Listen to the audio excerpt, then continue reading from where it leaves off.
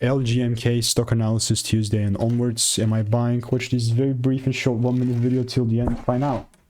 I mean, I'm here to tell you that LogicMark for me, it's not gonna be an immediate nothing, but it's just like a continuous bearish prediction. Not like something that I'm gonna have like ill feeling against. No, it's just me following my edge because I've tested for like I've done 40,000 videos, you know, so I've seen what's making me money and what is specifically not.